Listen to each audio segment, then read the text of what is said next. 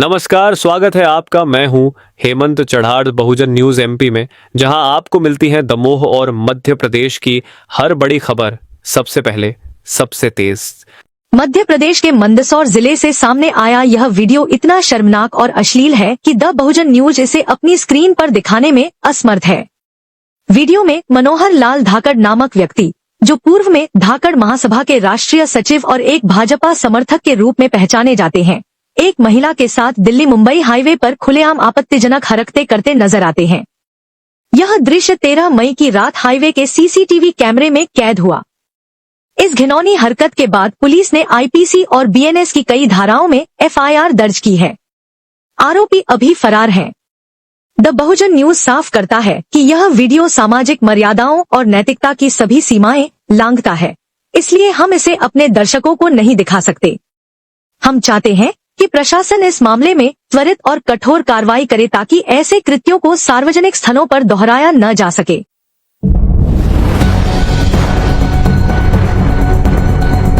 दमोह जिले के तेंदुखेड़ा थाना क्षेत्र में शुक्रवार रात एक शादी समारोह के दौरान डीजे पर गाना बजाने को लेकर बड़ा विवाद हो गया। ग्राम गोरखा में मरावी समाज की शादी में बारातियों और लड़की पक्ष के बीच कहासुनी शुरू हुई, जो मारपीट में बदल गई। लड़की पक्ष के लोगों ने दूल्हा पक्ष के लोगों पर हमला कर दिया, जिसमें 6 लोग घायल हो गए। घायलों को इलाज के लिए सामुदायिक स्वास्थ्य केंद्र ले जाया गया।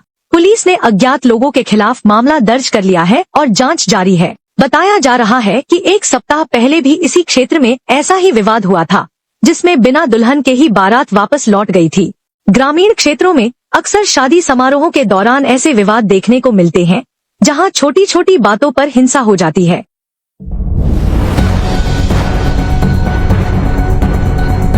बिहार के केंद्रीय जेल में बंद भंते विन्याचार्य से एडवोकेट प्रदीप अशोक, मिशनरी गायक अशोक भंते, अश्वजीत और अन्य सहयोगियों ने मुलाकात की। भंते जी ने कहा कि बौद्ध विहार मुक्ति आंदोलन रुकना नहीं चाहिए और सभी को एकजुट होकर धर्म और संस्कृति की रक्षा करनी होगी। उन्होंने जेल से संदेश भेजा कि आंदोलन को और भी मजबूत किया जाएगा और 5 जून को दिल्ली में होने वाले बड़े विरोध प्रदर्शन में अधिक से अधिक सहयोग सुनिश्चित किया जाए। भंते जी ने बताया कि वे स्वस्थ हैं और जल्द ही जमानत मिलने के बाद आंदोलन को दुगनी ताकत से आगे बढ़ाएंगे। आंदोलन से जुड़े कार्यकर्ताओं ने कहा कि इस संघर्ष में एक केंद्रीय समिति बननी चाहिए, जो आंदोलन की दिशा और दशा तय करे। उन्होंने आरोप लगाया कि आंदोलन को कमजोर करने के षड्यंत्र किए जा रहे हैं, लेकिन बौद्ध समाज इस लड़ाई को अंतिम लक्ष्य तक ले जाने के लिए संकल्पित है।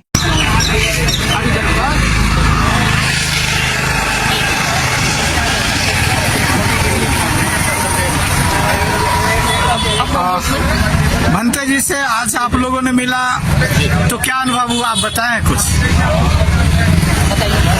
हम लोग आज यहाँ जिला का सेंट्रल जेल है गया, हम यहाँ पर है और हम अभी भंते विन्याचार्य से मिलकर आए हैं और विन्याचार्य जी ने बोला है कि भाई वहाँ पे जो लोग हैं जो एकत्रित हैं और वहाँ पे लोग हैं जो उनके प्रति समर्पित हैं, बाबा साहब भीमराव अम्बेडकर जी के प्रति समर्पित हैं, वो कहीं ना कहीं जो धर्म को बचाने की लड़ाई है वो चलती रहनी चाहिए, क्योंकि अगर आपकी धर्म और संस्कृति नहीं है तो आपका कुछ भी नहीं है। तो वैचारिक जो क्रांति जो भंते जी ने जगाई है, भंते जी बहुत ही मतलब दुखी नहीं है, वो खुश हैं और भंते जी कह रहे हैं कि मैं धर्म की लड़ाई लड़ रहा हूँ और मैं जो समाज की लड़ाई लड़ रहा हूँ, समाज को इकट्ठा करने का काम कर रहा हूँ।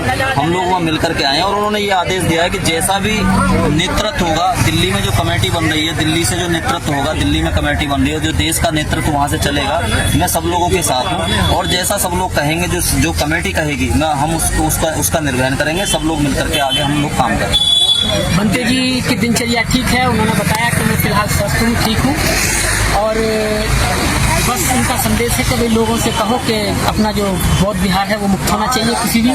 मुझसे उन्होंने कहा कि ये तो कम वो है, मैं इसे बहुत छोटी चीज़ समझता हूँ, इससे ज़्यादा अगर सर कटाने की भी नौबत आएगी, फांसी की भी नौबत आएगी, तब भी हम उसके लिए तैयार हैं, लेकिन आंदोलन किसी भी हालात में रुकना नहीं चाहिए और विहार मुक्त होना चाहिए। ये भंते जी का संदेश उन्होंने जेल से दिया और कहा कि सभी को एकजुट रहना है और जो बड़ा आंदोलन 5 जून को हो रहा है दिल्ली में, उसमें ज़्यादा से ज़्यादा सहयोग हो, कमेटी बने जो पूरे देश को एक संदेश मिले और उसी कमेटी से पूरे देश में निर्णायक हमारे सभी जो फैसले हैं वो एक कमेटी करे बौद्धों की चीज बौद्धों का ही निर्णय होना चाहिए और बौद्धों का ही हक होना चाहिए। और भंते जी ने कहा है कि ज़्यादा दिन तो मैं रहूँगा नहीं भाई, आज नहीं तो कल परसों 2-4 दिन हफ्ता 10 दिन में कुछ ना कुछ तो होगा, जमानत होगी उनकी, वो बाहर आएंगे और फिर दुगनी ताकत से फिर इस आंदोलन को और मजबूत किया जाएगा। बनते करुणा सिंह राहुल जी को उन्होंने बदनामी दिया और कहा कि बनते जी चिंता ना करें, अपने आप को अकेला महसूस ना करें कि जैसे ही मैं बाहर आता हूँ फिर पूरे देश में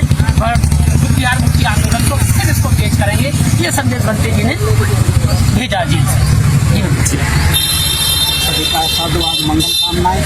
अभी जो बनते विनाचार्य से मिलकर एडवोकेट प्रदीप अशोक और मिशनरी गायक जो पूरे देश में जाने जाते हैं, जो धम्म भूमि के लिए और मिशन के जो गाने गाते हैं, एक सांस्कृतिक तौर पर धम्म का प्रचार प्रसार करते हैं, वो आज मिलकर आए हैं। इनके साथ जो आज कैमरामैन की भूमिका में है पिंटू बौद्ध और पंकज पासवान मिलकर आए हैं। देखिए, किसी भी बड़े मुकाम पर अगर पहुंचना है, किसी भी बड़े लक्ष्य को अगर प्राप्त करना है तो उसका रास्ता हर जेल से होकर जाता है और ये रास्ता हम तय कर रहे हैं। बनते विनाचार्य जो आज जेल में है, तो इसका मतलब है कि हम सही दिशा में हैं। और सरदे बनते करुणा सिंह राहुल पर भी झूठी FIR दर्ज की गई है।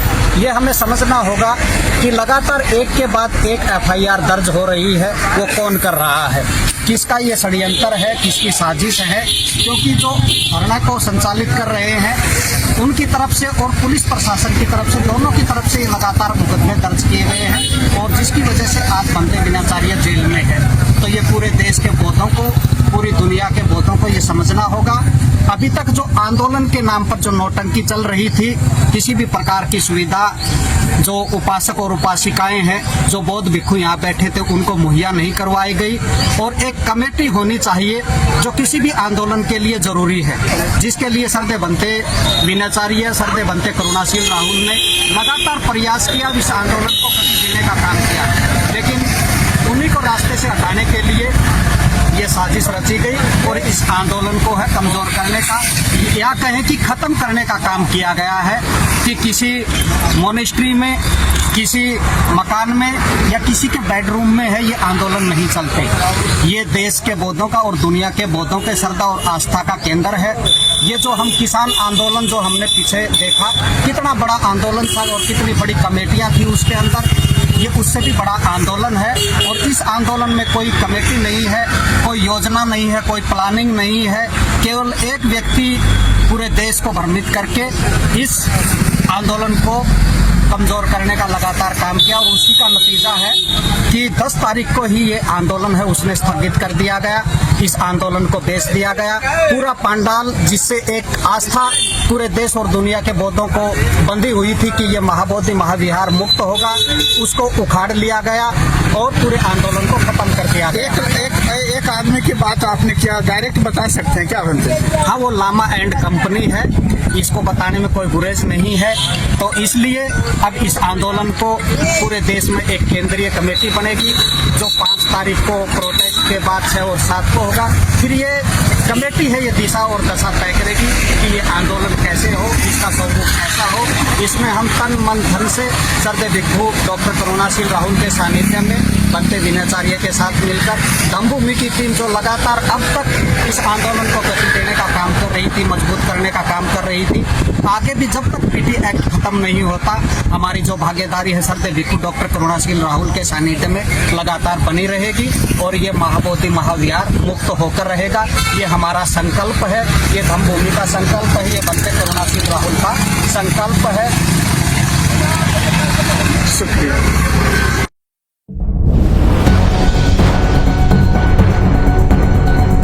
राजधानी भोपाल के कमला नगर इलाके में अर्जुन यादव उर्फ लालू की हत्या का सनसनीखेज मामला सामने आया है।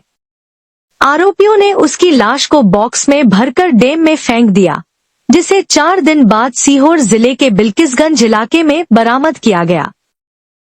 पुलिस जांच में सामने आया है कि हत्या में करीब आधा दर्जन लोग शामिल थे, जिनमें से कुछ को हिरासत में लिया गया है, जबकि बाकी की तलाश जारी है।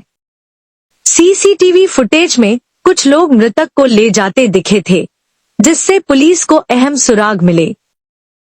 हत्या के पीछे कथित रूप से एक युवती से दोस्ती का विवाद बताया जा रहा है। घटना से आक्रोशित मृतक के परिजनों और स्थानीय लोगों ने कमला नगर थाने का घेराव कर आरोपियों के खिलाफ सख्त कार्रवाई की मांग की। पुलिस ने मामला दर्ज कर शव को पोस्टमार्टम के लिए भेज दिया है और इस केस में गहराई से जांच जारी है।